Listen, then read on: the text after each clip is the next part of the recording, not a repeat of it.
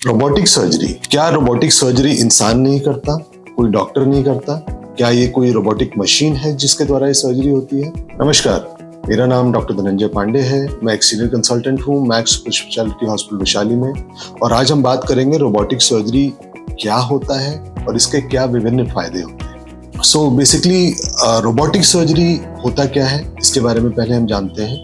Robotic surgery के 3 components होते हैं। इसमें कोई ऐसा नहीं होता है कोई एक स्पेसिफिक रोबोट होता है जो सर्जरी करता है। This is basically an extension of laparoscopic और minimally invasive surgery.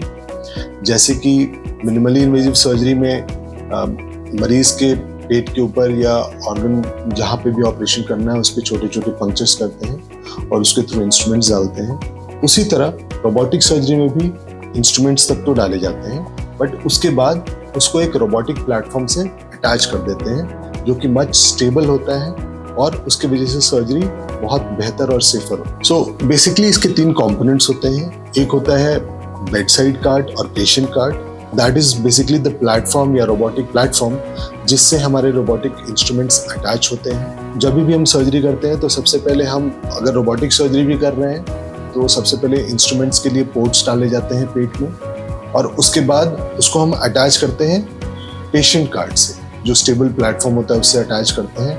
And then we move to the second part of the second component of the robotic system, that is surgeons console. So once the instruments have been placed and attached to the stable platform, surgeon console पे बैठते हैं और वहां पे he gets a very magnified view जहां से वो अपनी सारी सर्जरी परफॉर्म कर सकते। और जब हम सर्जन्स कंसोल पे बैठते हैं, it looks as if we are inside patients abdominal cavity. ऐसा लगता है हम पेशेंट के एब्डोमेन के अंदर जाके, ऐसी फीलिंग आती है उसके अंदर सर्जरी कर रहे हैं। The vision is super magnified.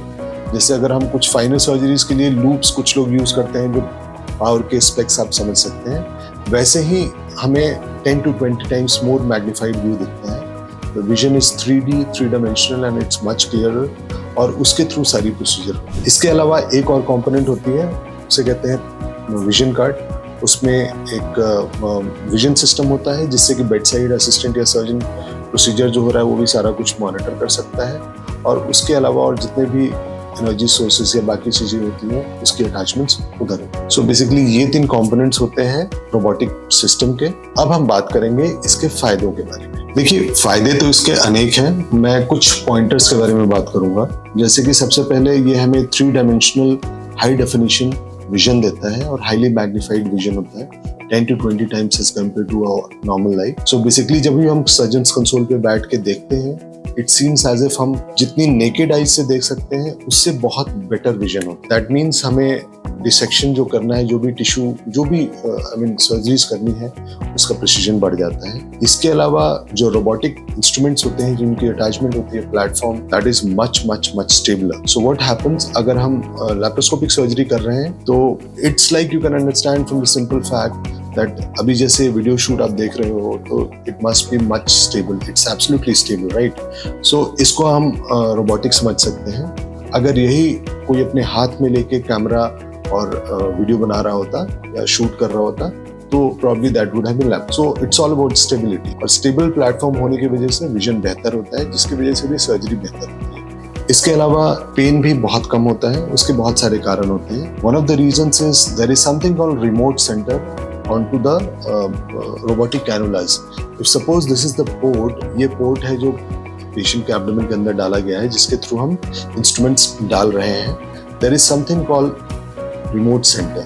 So what happens is जब भी हम ऑपरेट करते हैं तो जो मूवमेंट्स होती है it's all about this, all around this.